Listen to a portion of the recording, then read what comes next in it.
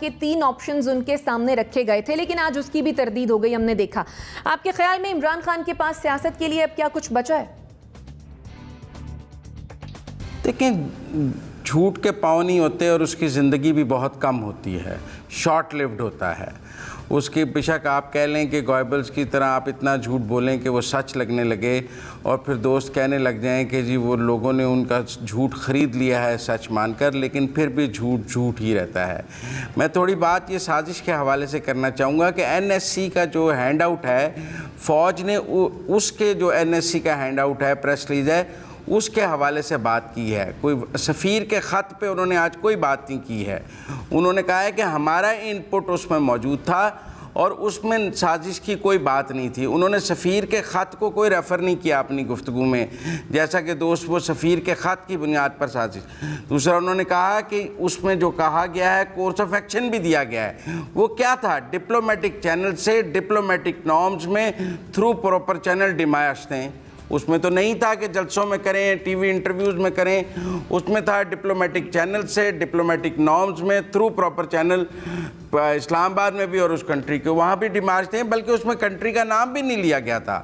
और मैं समझता हूँ इमरान खान साहब ने पाकिस्तान अपनी सियासी ज़रूरत के तहत अपने इक़्तिदार को दवाम बख्शने के लिए पाकिस्तान के खारजी अमूर से और हसास मामलात से खेला है।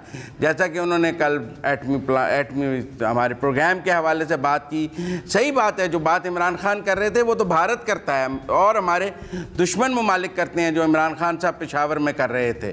तो अगर इक़्तिदार जानने के बाद वो मोदी की ज़ुबान बोलने लग गए हैं और इक़्तिदार जानने के बाद वो पाकिस्तान के जो खारजी ताल्लुकात हैं उनसे खेलने की कोशिश कर रहे हैं कि जी बेशक पाकिस्तान का नुकसान हो जाए, मेरा इक़्तिदार बचना चाहिए, तो जवाब में पाकिस्तान की सलामती और दिफा के ज़ामन इदारे खामोश बैठे रहें।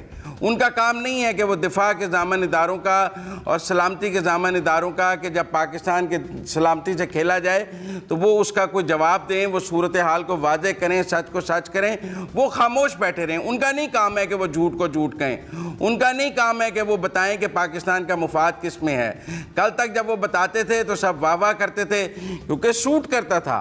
आज जब वो बता रहे हैं तो वाह वाह नहीं की जा रही क्योंकि सूट नहीं कर रहा है। आज इक़्तिदार चला गया है और दोस्त गम में है उस इक़्तिदार के जाने के। लेकिन मैं समझता हूं कि इक़्तिदार चला भी जाए, आप अपनी डोमेस्टिक पॉलिटिक्स रखें। लोग यहाँ गुजरांवाला के जलसे की बहुत बात करेंगे, वो हमारी डोमेस्टिक पॉलिसी का मामला था कि एक लीडर अपनी फ़ौज से बात कर रहा था, सियासी जमात का, वो बीच में को पाकिस्तान के खारजा मामला, न्यूक्लियर पॉलिसी, इन चीज़ों को नहीं ला रहा था। वो आपसे डायरेक्ट सियासत पे बात कर रहा था। आज फौज कह रही है हम एपॉलिटिकल हो गए हैं, समझे, उसकी बात मानी गई है। वो कह रहे हैं हम 74 साल बाद एपॉलिटिकल हो गए हैं और उसके बाद ज़िमनी इंतखाबात देखें। उन्होंने जो मिसालें दी हैं अपने एपॉलिटिकल होने की, वो सारी हालिया मिसालें हैं, वो माजी की 74 साल की मिसालें। मुज़म्मिल साहब, नाज़रीन छोटी सी एक ब्रेक लेते हैं।